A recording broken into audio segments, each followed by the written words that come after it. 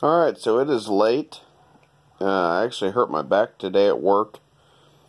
So I came home at like 10:30, laid on the bed with my legs hanging off of it for probably 5 or 6 hours.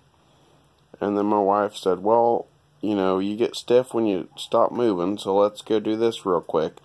And it didn't require any heavy lifting, obviously, or anything like that. But she went to Home Depot today and bought the stuff I needed to make a puller.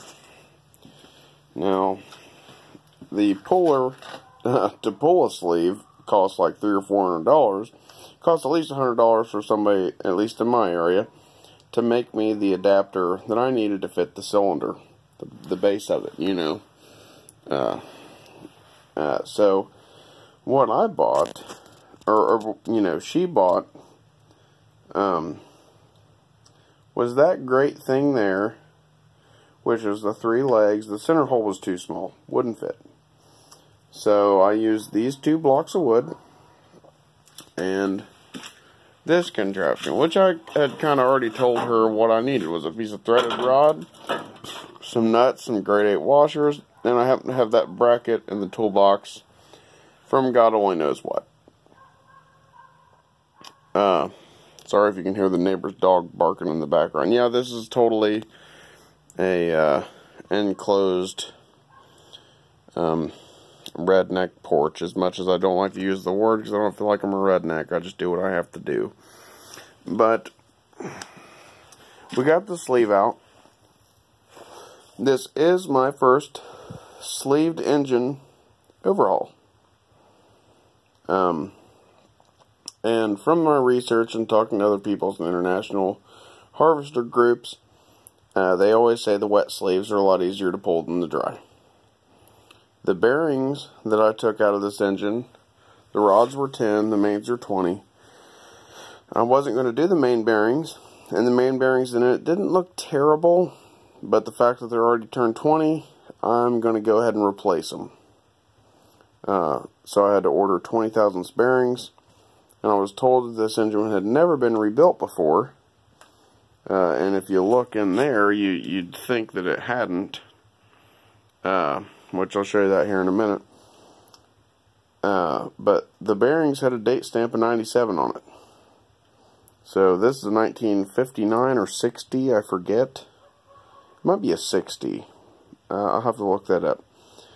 But, so, like I said, this is the first one I've ever pulled. Now, the drain petcock, which I broke because it was brass and antique, you know. The drain for this thing is right there, you know.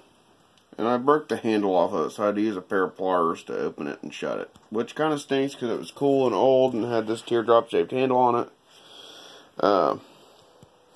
But to me, that's well below the, you know, where the cylinders would be, you know, if you're looking at it. And, so I'm thinking, okay, like, it had dripped out all it's going to drip out. I let it drain over a night. Well, like I said, I hurt my back today, so I'm up here with a wrench, and I have my wife laying on her back down there, basically installing the other piece, which I guess I could get that. It was like some kind of piping fitting for, like, coming through a wall. I don't know where she set it. Yeah, I'm not real sure. Oh, there it is. Yeah, so basically, I just got this. That's what she came up with, all by her own. I told her, I said, I needed something at a minimum of 3.5 inches around. This just under 4. It worked. Didn't touch the cam. Didn't touch the other side of the block or either of the mains to scratch anything. So the threaded rod went down through the cylinder with 2 blocks of wood on either side, and then the random bracket that I had found, I don't even know why it was in one of the junk toolboxes here on the porch. So I don't have a garage, so everything's stored on the porch here, or sits out in the rain, which is terrible. But she's under there, put that on there, I set the threaded rod through. Grade 8 washer, grade 8 nut. She did great on picking those up for me. And I start pulling on this thing and it just comes right up. I'm like, alright, cool. Well, the problem is the sleeve sticks down probably a ½ an inch. And this is bigger than the diameter of the cylinder. So it pulled it up enough to get it loose. But obviously I couldn't pull it all the way through. So I told her, well, we'll have to loosen it up. And I'll have to see if I can pry this thing the rest of the way out. I know, being a wet sleeved engine, only an O-ring is holding it in. You know, once it's popped off its seat, kind of. So it pops loose, and she takes a bath in rusty, nasty old coolant. And the coolant that I drained out of it was not, it was still green. So that stuff had to have been like in there. Now I'm wondering, like, is something plugged? And you look in here. Now get ready for this. Mountains of rust and scale that will all have to be cleaned out. I mean, big flakes. Now, I said in a previous video there was some oil in the coolant, not a giant amount. But I'm wondering if that doesn't have something to do with it. You know, if this thing really was rebuilt in '97 and not cleaned properly, and one of those little flakes of rust was in a liner seal, yeah, you're going to get oil in your coolant, your oil, what have you. A couple times I did start this tractor and the oil looked milky. Not bad, just a cloud. And I think, okay, it's probably condensation. And you'd run it for ½ an hour and it would be fine. But I'm going to clean that. And I actually have a adapter that goes on a, let's stick this light up here. I have an adapter that goes on a die grinder, which I'm just going to use on a drill. I only have one hand. But we'll say to the end of this light, it's like that long. And what it is, it's for cleaning thermostat housings. You know, thermostat housings can be a ways down in there sometimes. And it's meant for like a regular cookie wheel, what we would call a cookie wheel, at least here where I'm at and at my work. You know, it's kind of like a Scotch-Brite pad on a disc.